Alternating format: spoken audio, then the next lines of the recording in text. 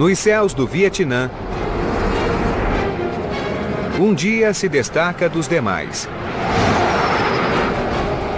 10 de maio de 1972. O poder aéreo americano é liberado no Vietnã do Norte em toda sua fúria. Os MiG vietnamitas são abatidos em número maior do que em qualquer outro dia da guerra. Agora, entre na cabine e acompanhe minuto a minuto, hora após hora, o combate mais sangrento da Guerra do Vietnã.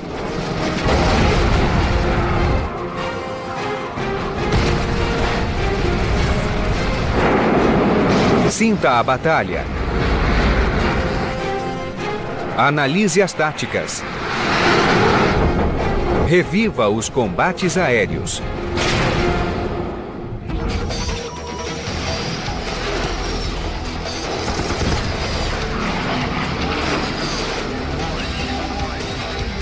Combates aéreos, o mais sangrento dos dias. 10 de maio de 1972. 7h30 da manhã. O rugido de 30 naves americanas saídas do porta-aviões Constellation corta os céus do Vietnã do Norte. É o primeiro ataque de uma intensa campanha contra o Norte com o objetivo de frustrar a invasão do Sul pelos comunistas. Em 1972, os vietnamitas do Norte invadiram o Sul.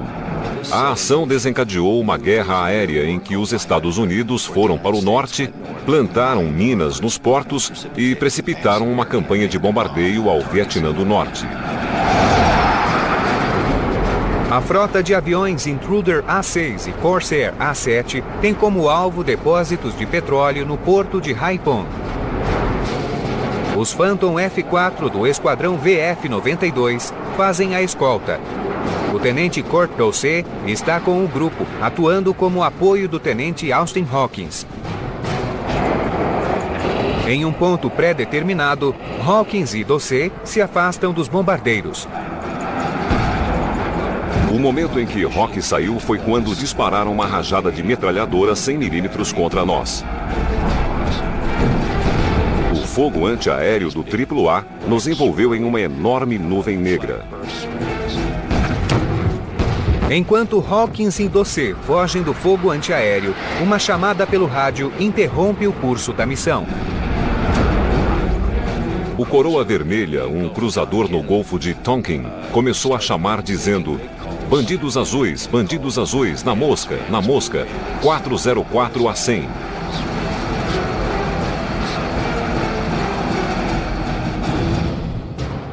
Esse é o código de contato do Coroa Vermelha pelo radar. Bandido Azul é o MiG-21, o caça mais avançado do norte. Na mosca significa Hanoi, e 404 é posição a 100 quilômetros. Os MiG estavam 100 quilômetros a nordeste de Hanoi, ou seja, no campo aéreo de Cap. Nós giramos para a direita, entramos em formação de combate com potência máxima e seguimos para a base de Cap.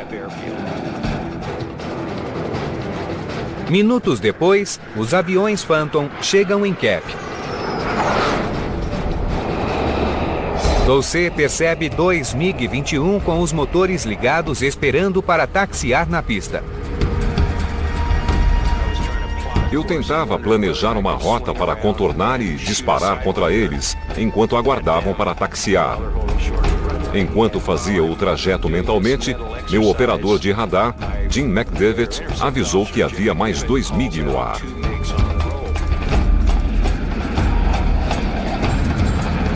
Eles estavam descendo, já estavam na metade do caminho, e Kurt agiu imediatamente. Ele era muito agressivo e se afastou na hora. Os 2 aviões Phantom se preparam para atacar os MiG.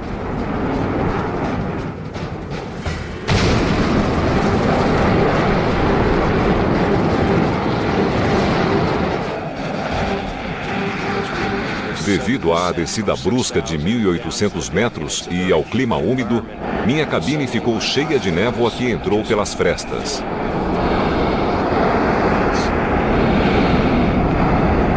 Fiquei cego pilotando em velocidade supersônica e a 30 metros da pista com o barulho de um míssil no meu ouvido.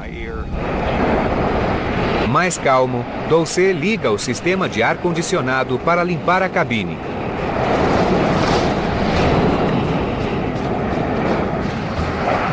Os MiG decolam da pista. Avisados do perigo iminente, eles acionam os tanques externos e giram para a esquerda.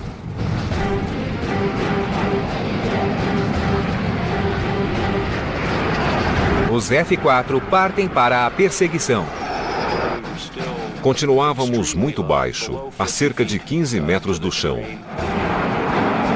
Lembro-me de erguer as asas várias vezes para passar pelas árvores.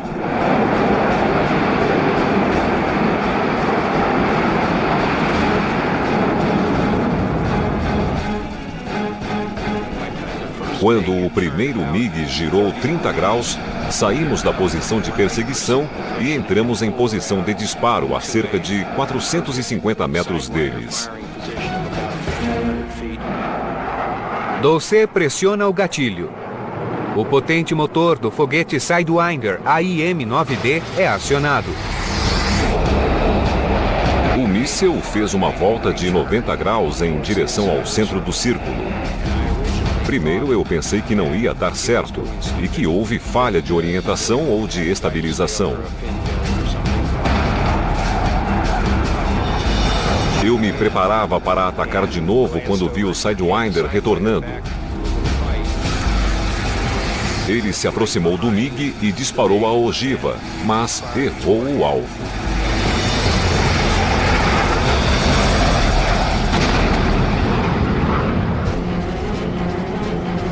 Dulce dispara um segundo míssil.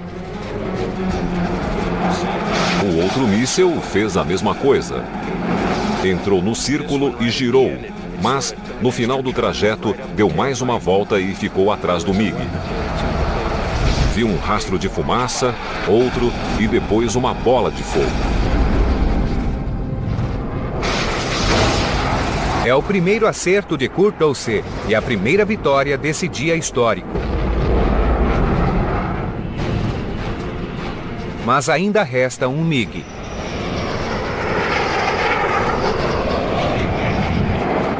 Dulce pergunta a McDavid se o míssil Sparrow guiado por radar está pronto. Durante o combate, eu estava tentando fazer a mira no radar e fiquei frustrado por não conseguir fechar no alvo. A confusão é grande perto do solo e não é possível fazer a mira. Mas Dulce tem uma ideia. Eu disse a Rock que lançaria um Sparrow na frente dele para que ele girasse e pudesse fazer a mira. Para tanto, Dulce precisa levantar o nariz da nave e rolar. Durante a descida, estaria em melhor posição para disparar o míssil. Dulce reduz a velocidade. Eu rolei junto com ele como é de hábito dos pilotos de caça. Eu olhei em volta e foi quando vi mais dois MiG-21 vindo em nossa direção a sudeste. Dulce e Hawkins estão aqui, e os MiG aqui. A melhor opção é girar rumo aos MiG inimigos para tirá-los da posição de ataque. Os aviões Phantom quebram para a direita e os MiG passam zunindo acima deles. E aceleramos até atingir Mach 1.1 ou 1.2. A potência dos Phantom deixam o inimigo para trás. Ou é o que parece.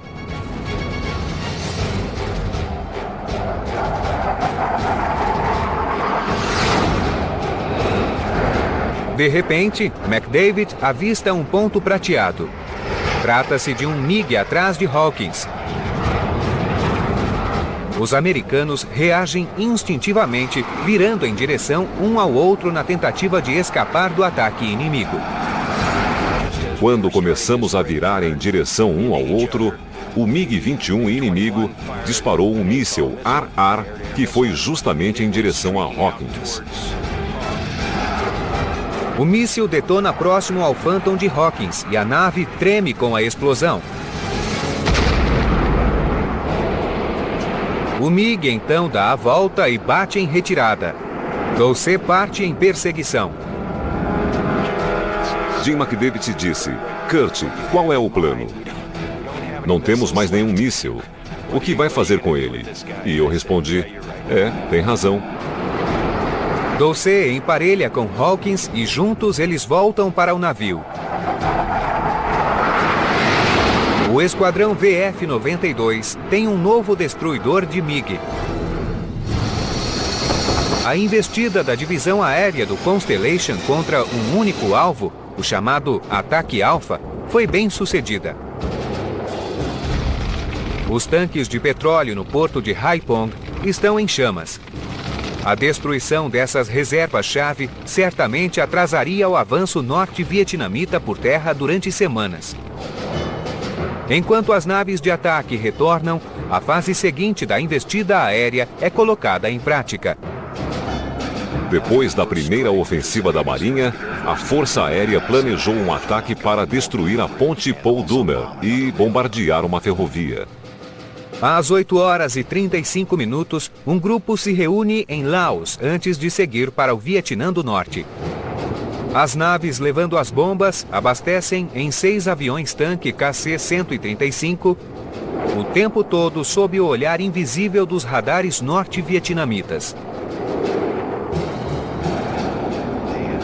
A ação com os aviões-tanque era orquestrada e complexa, e contava com aviões dando cobertura contra o ataque dos MiG. 32 Phantom F-4 carregando 65 toneladas em bombas compõem o pacote de ataque. 28 Phantom fazem a escolta e mais 60 naves dão suporte aos F-4. Às 9h20, 4 Phantom, no voo chamado Oyster, seguem para o Vietnã do Norte. Eles voam abaixo da cobertura do radar inimigo. O voo tem por missão patrulhar o espaço à frente dos caças e livrá-los dos MiG. Na posição 2, à extrema direita, está John Markle e seu copiloto Steven Neves. Não era segredo que a investida aconteceria pelo sudoeste em direção a Hanoi. Nós nunca tínhamos voado em uma altitude tão baixa. Foi uma experiência nova. Lembro-me de passar por uma escola e ver as crianças jogando vôlei. Steve Ritchie voa na posição 3 com seu copiloto Chuck de Bellevue. Na posição 1 está o líder Bob Lodge e seu copiloto Roger Locker. Roger Locker e Bob Lodge eram considerados os maiores aviadores do sudoeste da Ásia. A intenção era atrair as naves inimigas para o voo Walter, bem acima de nós. E quando seguissem em direção a eles, nós atacaríamos. 20 minutos depois de entrar no Vietnã do Norte, o voo Oyster recebe um chamado. 4 bandidos 340 a 38. Eles estão a 4.500 metros e 38 quilômetros a noroeste de Hanoi. O grupo Oyster parte para o combate.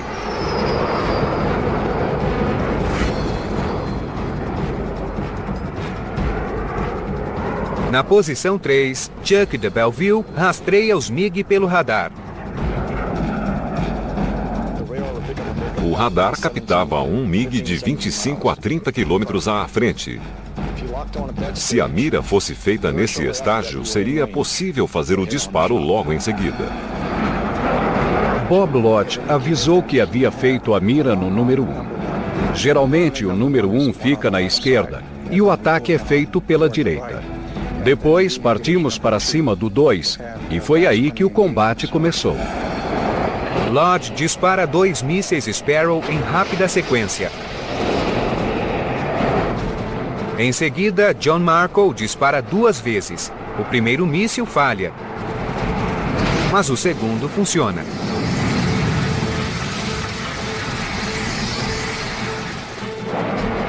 De Belleville fecha a mira em um terceiro MiG. Eu fiz a mira no radar e fechei, a uma distância bastante aproximada.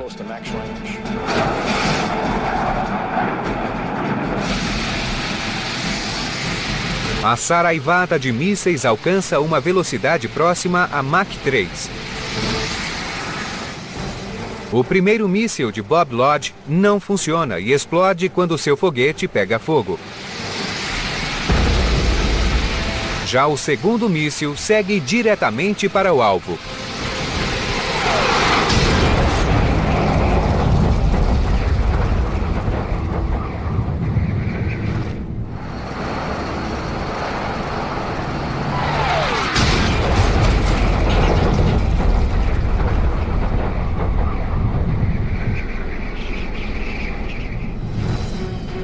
Segundos depois, o míssil de Markle acerta o alvo.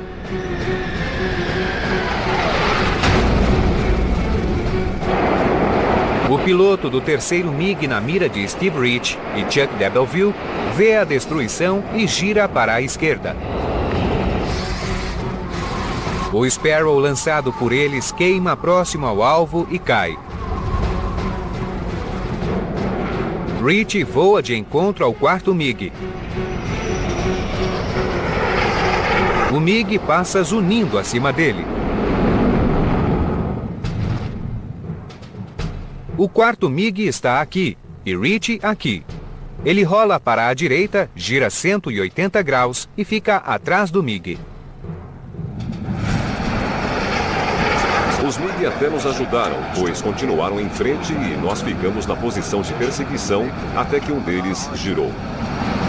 Foi uma volta de 3G, bem simples para nós. Steve usou o radar, fez a mira e fechou no alvo. Tudo automaticamente. O primeiro míssil falha e sai do curso, e um segundo Sparrow é lançado. O segundo míssil rasgou a barriga do avião, explodiu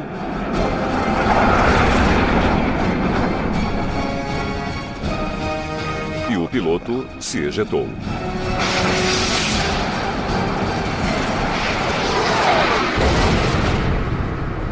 A nave na posição 3 passa pelos destroços.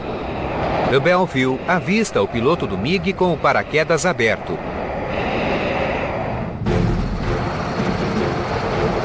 Enquanto isso, Bob Lodge e John Markle perseguem um quinto MiG que entrou no combate.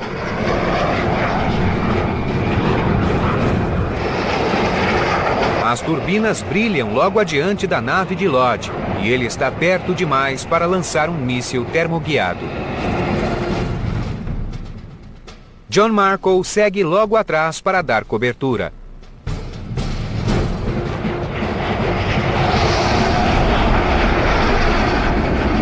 Dois MiG-19 passaram acima de mim, vindos da direita para a esquerda, e fizeram um giro brusco à direita. Depois de surpreender o inimigo, os americanos caem em uma emboscada norte-vietnamita. Markle avista os MiG-19, caças fortemente armados com 3 canhões de 30 milímetros. Eles deslizaram e se posicionaram atrás de Bob. E pude ver pelo ar condensado nas asas que eles estavam disparando. Os projéteis riscam os céus, mas Lodge não se esquiva.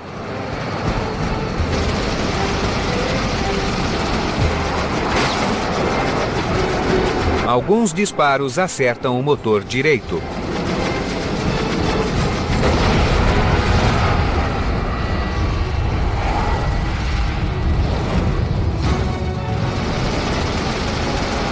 O Phantom se inclina bruscamente e despenca rapidamente rumo ao chão.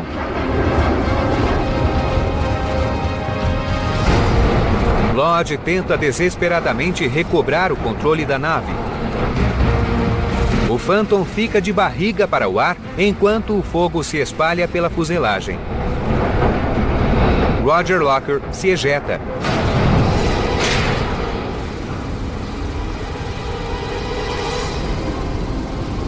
Mas Bob Lodge não consegue escapar do avião condenado.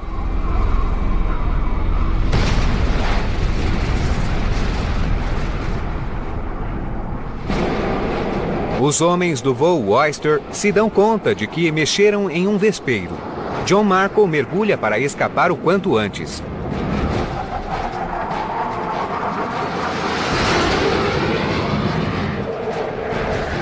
O restante do grupo se dispersa. A gravidade dos fatos demora a ser assimilada. Em um instante, o que era uma missão perfeita se transformou em um terrível pesadelo. 2 dos meus melhores amigos, um colega de classe e um dos maiores aviadores, foram abatidos. Roger Locker cai de paraquedas e pousa dentro do território hostil. Ele fugiria do inimigo por inacreditáveis 23 dias antes de ser resgatado. Apesar da perda do Oyster 1, o combate soma 3 MiG ao total abatido no dia. Os 4 Phantom suportam a fúria dos MiG enquanto os outros perseguem seus alvos. Às 10 horas, 4 grupos de Phantom seguem para a ponte Paul Doumer, a leste de Hanoi.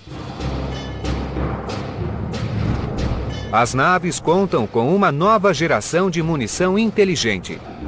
Em 1972, o poderio aéreo americano tinha vantagens. Armas novas, bombas guiadas a laser e teleguiadas que acertavam os alvos com precisão. A destruição da ponte Paul Doumer interromperia o fluxo de suprimentos para as tropas de solo do sul. Os 16 Phantom dão início à viagem rumo ao alvo. O grupo líder, codinome Go-T, leva bombas eletroópticas ou teleguiadas, chamadas Walleyes. O restante leva bombas guiadas a laser, ou Paveways. O grupo Go-T acertará a ponte pela lateral, o melhor ângulo para o sistema de rastreamento das bombas teleguiadas. Os outros grupos atingirão a ponte ao longo de sua extensão. Ignorando o fogo antiaéreo, o grupo Go-T entra em um mergulho de 30 graus e lança as bombas a 4.500 metros de altitude. Os voos Napkin, Biloxi e Jingle despejam as Paveways ao longo da ponte. Várias bombas acertam diretamente ou ao redor da estrutura. Vários pilares ficam danificados e o trânsito de veículos na ponte fica inviável. O ataque aéreo é bem sucedido. As horas vão passando no dia 10 de maio e a Marinha Americana volta a agir. Às 13 horas, outra missão Alpha é lançada de porta-aviões do Golfo de Tonkin.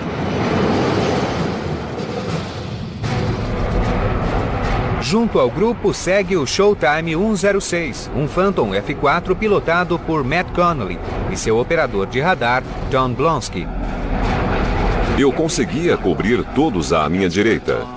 Eu e o operador de radar, Tom, estávamos atentos ao grupo de ataque à nossa direita. Acho que ninguém esperava o ataque de MiG que estava para acontecer. O piloto de F4 Matt Connolly patrulha ao norte a 5.500 metros de altitude. Vi as naves saindo de formação e mergulhando. Eu continuei, girei e cruzei por cima e saí para o outro lado. De repente, uma voz chama pelo rádio.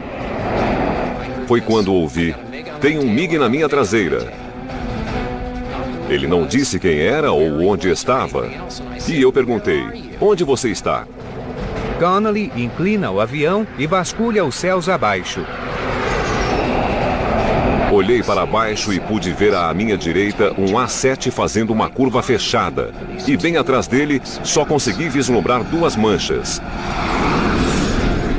Não podia ser outra coisa além de 2 MiG. As naves são 2 MiG-17, caças subsônicos, porém extremamente ágeis e com reputação de mortais. Para se posicionar atrás do MiG, Connolly gira à direita em um mergulho e volta pela esquerda logo atrás do inimigo. Deve ter sido uma volta de 60 graus à direita, em um movimento invertido para ficar atrás dele. Connolly persegue o MiG líder. Seus mísseis AIM-9D estão armados, mas o alvo está fora de mira. Eu sabia que estava fora de alcance, cerca de 60 ou 65 graus fora do escopo do MiG. Talvez aquele fosse o único disparo que eu faria na guerra e pensei, é pagar para ver. Connolly dispara um míssil. A bomba sai do curso, mas o MiG imediatamente sobe na vertical. O MiG escapou do A7 e passou por mim.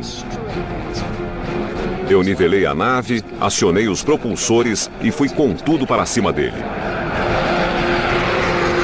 A manobra de Connolly revela uma visão inesperada. Eram 20 MiGs e 25 naves americanas em um violento combate aéreo. Havia naves A6, A7 e MiG. Era uma visão inacreditável. Eu costumo descrever como se fosse um aquário em que os peixes estão todos muito agitados. Um MiG surge em frente ao F-4 de Connolly. Habilmente, ele se posiciona atrás do MiG. Fiz um movimento assim e fiquei atrás dele. Foi uma curva fechada. Fiquei cerca de 2 quilômetros atrás dele. O MiG rolou para a esquerda para verificar o espaço atrás. Eles eram lentos na curva. Ele começou a inclinar assim. E nesse ponto, eu ia começar a ultrapassar, mas decidi voltar. O MiG-17 tinha uma proteção enorme que abria quando o piloto se ejetava e criava um ponto cego. Além disso, a velocidade de curva era baixa. Então, quando ele virou para a esquerda, eu entrei atrás.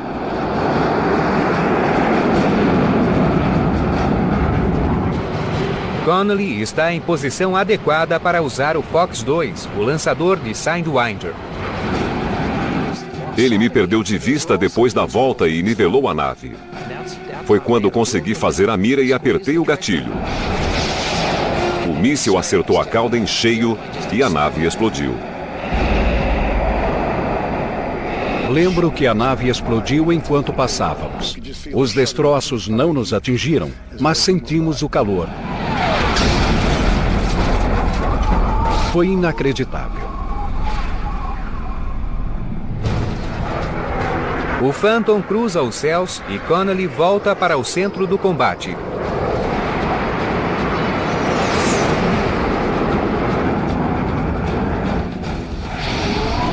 De repente, veio outra nave e foi praticamente a cópia do primeiro ataque. Do primeiro que abatemos. O MiG-17 faz uma curva à direita bem diante do F-4 de Connolly. Ele fez a mesma coisa e rolou para fora.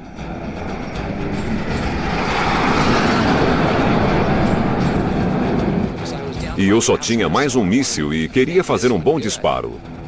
Então fiz a mira, mas quando apertei o gatilho, perdi a estabilidade. Pensei, essa não. O míssil sai em espiral rumo ao alvo. Foi quando vi aquela nuvem negra. A cauda do avião tinha sido arrancada. O piloto se ejetou e eu o vi caindo. O velame abriu e reduziu a velocidade da queda. E eu vi o paraquedas abrir. Fiquei muito surpreso, porque ele era quadrado. Connolly e Blonsky estão abaixo da linha de combate. Eles precisam subir e voltar para a batalha. De repente, avistei um MiG. E avisei a Matt que havia um MiG vindo pelo sudoeste. Ele estava perto. Comecei a me exaltar. Eu não conseguia ver e ele gritou, à esquerda. Eu disse, esse aí? Eu pensei que estivesse bem longe, mas estava do nosso lado. O MiG passa por baixo do F-4.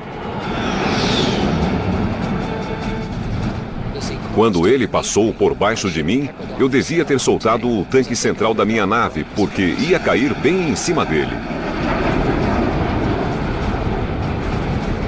Mas ele saiu do outro lado. Ele estava muito perto. Connelly levanta o nariz e sobe acima do MiG. Ele tenta iniciar uma manobra perigosa, mas sua velocidade está muito baixa. Eu subi até uma certa altura e o avião simplesmente parou de voar. Fiz o que geralmente chamamos de rotação pós-parada.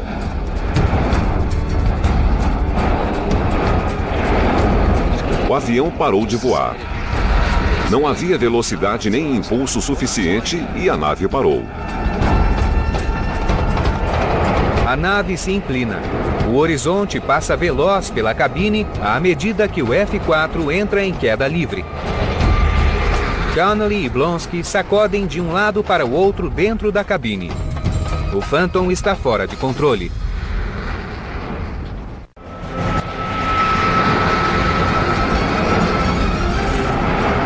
O avião ia cair de qualquer maneira.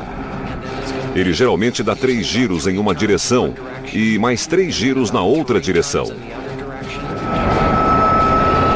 O pior a fazer seria resistir ou acelerar para tentar sair daquele parafuso, pois não ia funcionar. Isso só ia agravar a situação. Pus as mãos no colo, relaxei e curti a viagem. Connelly sabe que durante a queda, o Phantom ganha velocidade e logo estabiliza. Ele resiste ao ímpeto de controlar a nave e depois de segundos agonizantes, o F-4 recupera o voo. Quando recuperamos altitude, não vimos ninguém e começamos a nos afastar. Falei pelo rádio que estávamos sem munição e que precisávamos sair dali. Connelly sai do combate. Ele acelera e liga os propulsores traseiros. O Phantom segue veloz rumo ao Golfo de Tonkin. Mas no meio da mesma ação nos céus de Haiduong, outro piloto de Phantom, o tenente Steve Shoemaker, e seu controlador de radar, Keith Schenkel, têm a chance de duelar com o MiG.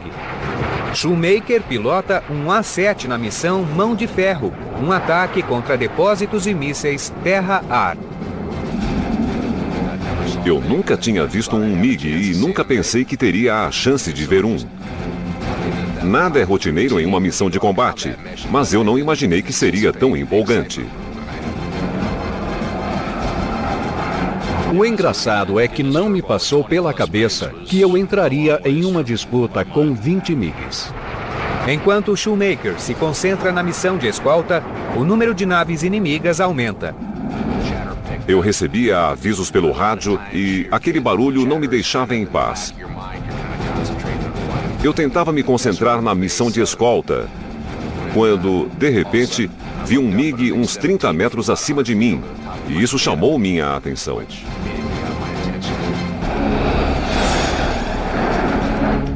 Perguntei a Crenshaw, viu aquilo? Avistei o MiG e ele vinha de frente.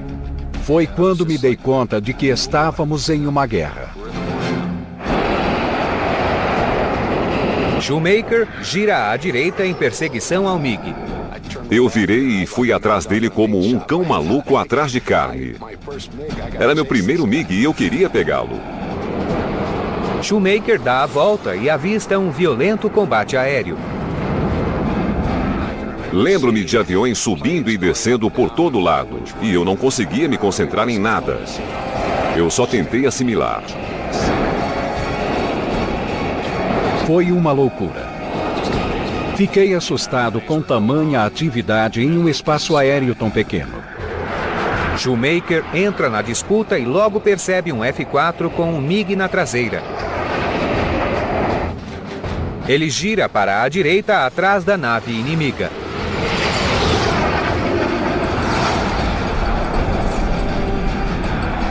Eu não estava em um ângulo muito bom, mas, por fim, consegui ter uma visão total e perfeita do MiG, cerca de 60 metros à minha frente. Foi quando rezei para as armas funcionarem. Parece que tudo congelou, o tempo parou. Ele estava na minha frente e eu não pude disparar. Então pensei, tenho de fazer algo para livrar meu colega desse MiG. E lancei um míssil. Shoemaker espera que o míssil chame a atenção do MiG, mas assim que ele dispara, outro F-4 entra na trajetória da bomba. Primeiro eu vi a cabine porque ele estava vindo por baixo de mim e depois vi o míssil. O míssil passou acima da cabine e depois só vi duas turbinas J-79 bem na minha frente. A nave de Shoemaker é atingida na asa esquerda pelo calor das turbinas. E ele quase solta a alavanca de comando. Shoemaker leva o Phantom de volta ao nível de voo e esquadrinha os céus. Percebi que era o fim do combate. Não havia mais ninguém por perto. Não havia sobrado nada e eu ouvi pelo rádio que as naves estavam deixando a área. Pensei, perdi tudo. Até que ele avista algo logo abaixo. Um F-4 com um MiG na traseira. Shoemaker ainda tem a chance de abater o último MiG nesse dia histórico. –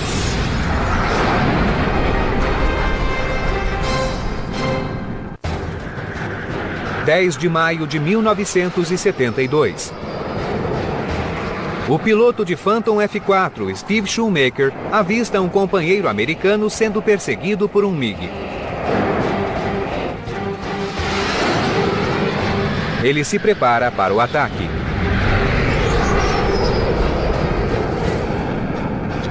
Enquanto virava para me posicionar atrás dele, ele me viu e fez uma curva brusca. Então eu fiz o mesmo e o segui. Estávamos inclinados para a esquerda, mas ele mantinha a posição melhor com o MiG do que eu com o F-4. Então fizemos um movimento espiral descendente. As chances de Shoemaker de abater um MiG diminuem. A situação não ia ficar melhor. Então disparei outro Sidewinder.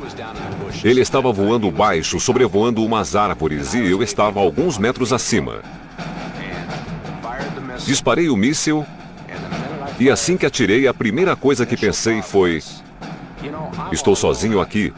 Todos deixaram a área e tem vários MiG por perto. Depois de lançar o míssil, Shoemaker vai fazer uma manobra ascendente. Isso permite que Crenshaw fique de olho no espaço atrás. Eles também interceptam a curva do MiG em busca de um ângulo melhor para lançar o segundo míssil. O míssil sai do lançador e Shoemaker puxa a alavanca de controle. Ninguém o persegue. Ele rola para cima para atacar o MiG. Passamos voando por aquela imensa bola de fogo que deixou uma marca no chão e mostrei a cena para Shu. Para mim, foi como a explosão de uma bomba de 1 tonelada. Não havia nenhum MiG por perto. A explosão foi grande e era hora de sair dali. A bola de fogo foi a confirmação de que o MiG fora abatido. Shoemaker sobe para deixar o local. Virei para a direita e vi um MiG-17 a uns 150 metros se aproximando de mim. Shoemaker vai de encontro ao inimigo. O MiG passa direto. Eu estava ficando sem combustível. Mas se ele estivesse indo para a base e passou direto, eu poderia voltar. A mira era perfeita. Shoemaker está aqui e o MiG aqui. Shoemaker vai voltar em direção ao MiG na esperança de persegui-lo no trajeto para a base. Shoemaker gira à esquerda. Não tive muita sorte, pois quando virei, ele virou junto comigo. Ele veio atrás de mim com agressividade e eu pensei: posso tentar duelar com ele, mas não tenho combustível suficiente. Shoemaker opta por uma manobra de evasão que tira vantagem da potência do Phantom. Assim que o MiG sobe, Shoemaker cai levemente, liga os propulsores traseiros e escapa em velocidade. Enquanto o MiG subia sem muita velocidade, eu baixei o nariz, liguei os propulsores traseiros, acelerei e fugi dele como um raio. Não sei o que ele fez depois, mas ele não me seguiu. O mais novo abatedor de MiG da Marinha Americana deixa os céus hostis do Vietnã do Norte. A ação em Hai Duong foi o maior combate aéreo da Marinha no Vietnã.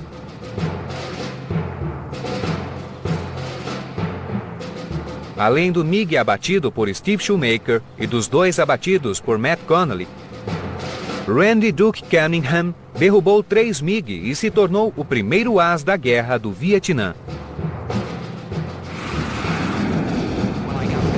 Quando voltei para o porta-aviões e pousei, o comandante telefonou e nos deu os parabéns por abater 2 MiG.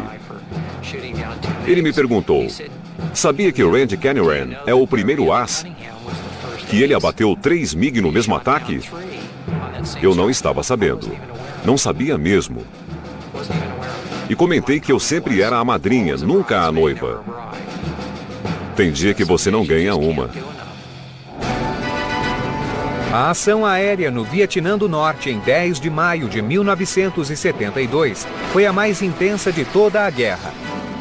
Os pilotos americanos abateram um total de 11 MiG, o maior número contabilizado em um único dia.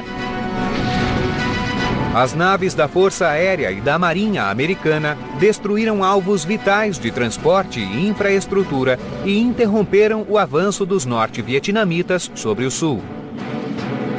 Essas investidas deram início a um ataque aéreo que levaria o Vietnã do Norte à mesa de negociação em janeiro de 1973. Mas para os pilotos, o sucesso daquele dia teve um significado totalmente diferente. O nosso trabalho era proteger o esquadrão de ataque. Essa era a nossa função.